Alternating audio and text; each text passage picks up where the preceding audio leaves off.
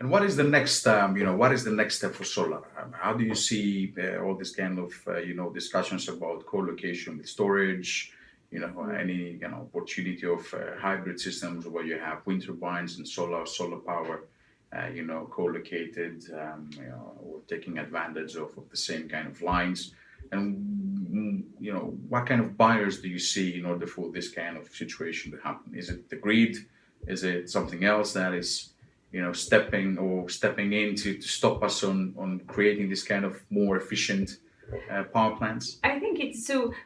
What we are doing there, we are piloting a couple of interesting cases of co-location with sites that are already built and operational, primarily, and we are testing capacity markets type of arrangement specifically in the UK. So that is an interesting challenge in itself, particularly when you decide to co-locate somewhere where you already have a plant and maybe that plant has subsidies on it. So there is a layer of complexity in terms of stakeholder management, metering arrangements, and stakeholders are both your regulator, the grid connection company, lenders if you have any. So it's very much a reshaping a picture that was already painted in the past, and people might or might not be particularly willing to change that picture. I think we keep a very close eye on how the battery technology is developing, both from a technological perspective, but also from a cost perspective, because let's face it, so far has not been that easy to make this type of deployment and make that fly from a financial perspective. So whilst we are piloting and testing, that is not necessarily our core as yet. We are also looking at exploiting other opportunity for solar to kind of diversify the revenue stream. So very recently, UKPN has gone public to a number of warrants in the UK, trying to pilot the, as a matter of fact, purchase of reactive power from solar plants. And that is a very interesting way of looking at other ways to generate more profitability for your sites, which opens another number of questions from a technical perspective and from a reliability perspective. So I think it's where we really need to go is finding way for our production or our capacity of forecasting our production to be very reliable. Because particularly in an environment where we are entering into corporate PPAs and somebody is waiting and expecting our electricity supply to be constant and to respond to their needs, that is really critical. Making sure that we find a way to do accurate forecasting and accurate expectation of what we are going to inject. So essentially the challenge is how do we evolve as an industry in order to be able to utilize or identify more perhaps secondary income streams for a generating plant, for an asset that is generating energy.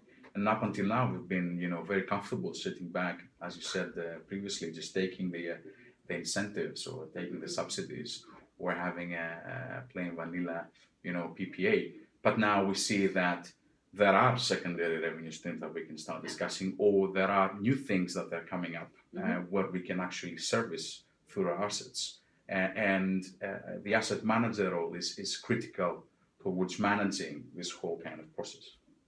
Part of the evolution of the industry and the maturity curve of this industry will demonstrate this more and more. I think the growth of solar if you look at the UK in particular, has been very much driven by, medium to long-term investors or even more opportunistic investors that decided to buy a few sites and then flip them. And so there has been a lot of financial engineering behind all of this and a lot of financially driven motivations. Now, I think there is a natural dichotomy between the operational risk of these sites and the financial risk of these sites. And it is very true that comparatively speaking, the operational risk of this type of power plants is not particularly high. I mean, we're not talking about CCGT, we're talking about nuclear plants. It's a bunch of banners to the ground.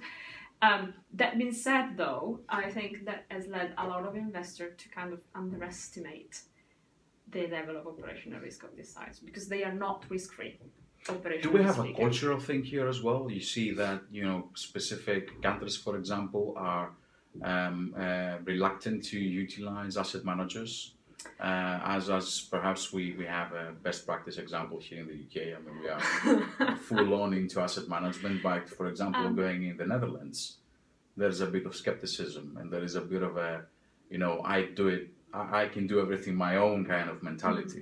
I think it's more than the market. I have the impression it's driven by the type of organization you are in. So and there's a bit of a mentality shift between companies and organizations that have the ambition of being IPP, for example, and companies and organizations that are perhaps more opportunistic in the way they handle their investments and they buy or develop and hold for a short to medium time frame. So I think when your expectation is to be in this industry for the long term and to own your own assets and to become more and more an IPP, then there is a level of control more than the I can do it better than anybody else type of attitude that kicks in. And it's very important to maintain control of what's happening to your site. It's even more important when your business model shifts from subsidy to corporate PPAs, whether virtual, physicals, living or otherwise, because then the obligations and the responsibilities and the risks that you're placing operationally on those power plants increases quite significantly, and that requires a very tight housekeeping and management. And I think what we have seen in the industry from an asset management perspective, and to an extent from an O&M perspective as well, has been very much a race to the bottom. So everyone is really pushing for costs to be reduced and compressed. And to be fair, there is scope for that. There has been scope for that. More automation, economies of scale. So there is a component. But I also think that there is generally, particularly on the short to medium term side owners, a bit of a misunderstanding or an underestimation of the value that good quality asset management can create.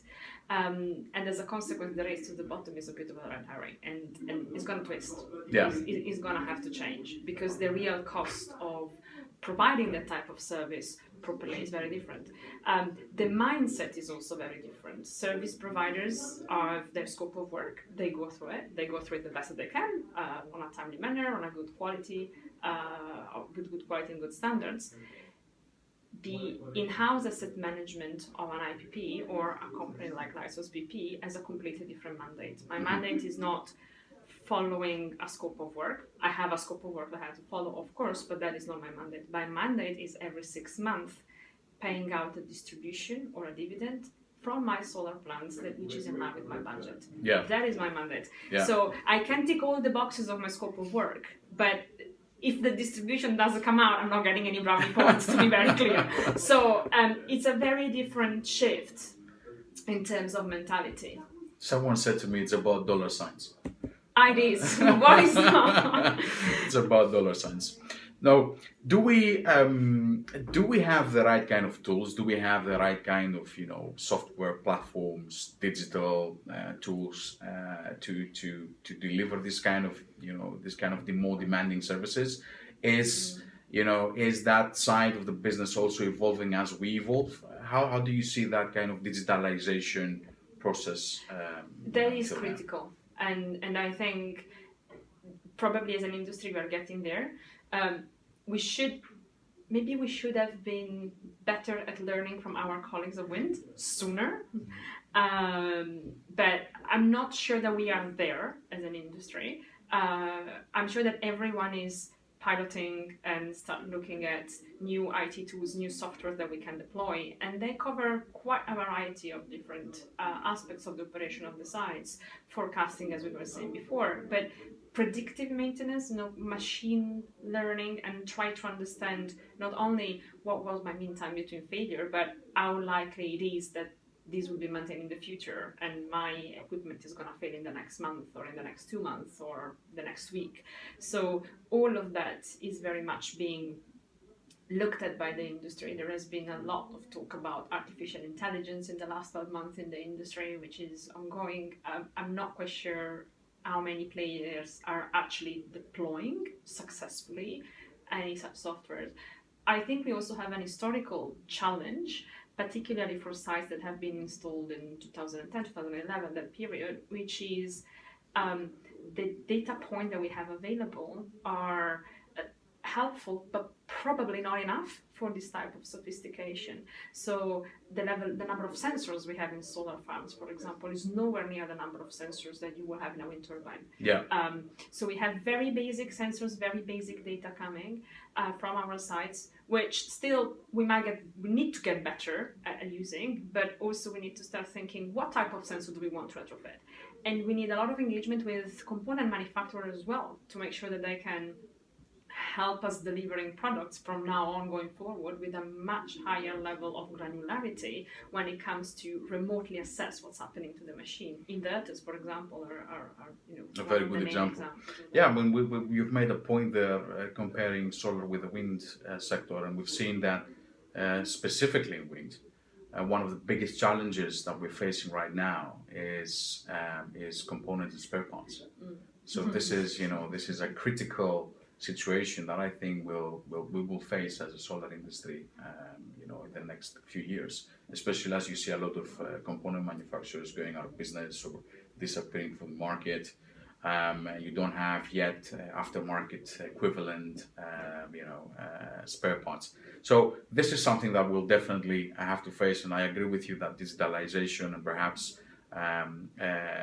data capture and managing, because I've seen a lot of discussions, a lot of big hype, but I haven't actually seen anyone yet actually creating this kind of artificial intelligence systems or advanced analytic systems, which is, as you said, is critical for us to mature as an industry. I'm very conscious of the time. We're already at 35 minutes. Time flies. So please allow me one more question. What do you think are the most common mistakes that we make as asset managers, and how do you think that standardization will help the industry in general moving forward? As you're aware, we're running now on the Solar Power Europe, this kind of new initiative about creating the best practice guidelines for the industry. I have the pleasure of being the vice chair and managing and driving that. So what is your opinion on mistakes and how standardization can help us move forward? Right. So obviously we don't make any mistakes. Oh no, of course not. Of course not. I think more than the asset managers making mistakes, it depends on what type of organization you're sitting, to be honest. So I think more than the asset managers making mistake is a matter of alignment of expectation between the side of your business that is developing a site and making the investment decision of building a site and whatever assumption they decide to put in their fancy Excel spreadsheets, and actually what real life is. So to be fair, operational mistakes can always happen. They happen in every organization, and you miss a notification or you don't deploy people fast enough to go to site once or twice. That just happens. Let's not pretend that the world is perfect. But I think what we need to learn as asset managers is to communicate better both the value that we are creating and how much bad quality during either development or construction is costing us. Because there is a lot of that the front end of the business might or might not understand. Right. Or might not appreciate. So there are organizations in which asset management is done in-house and is considered to be a cost center, which is a very acceptable and understandable business decision. But it's very difficult for us to pinpoint specifically the value we are actually creating. Part of it is because the expectation and investment level are that everything is perfect, when nothing is ever particularly perfect in this sector. And just bridging the gap between the expectation and real life requires a very significant amount of effort that is not necessarily appreciated financially. So I think despite the mistakes in the daily management of the site that might occur, as a business, we really need to make people embrace more the value that we are creating, which is not obvious because a lot of it is avoiding the worst.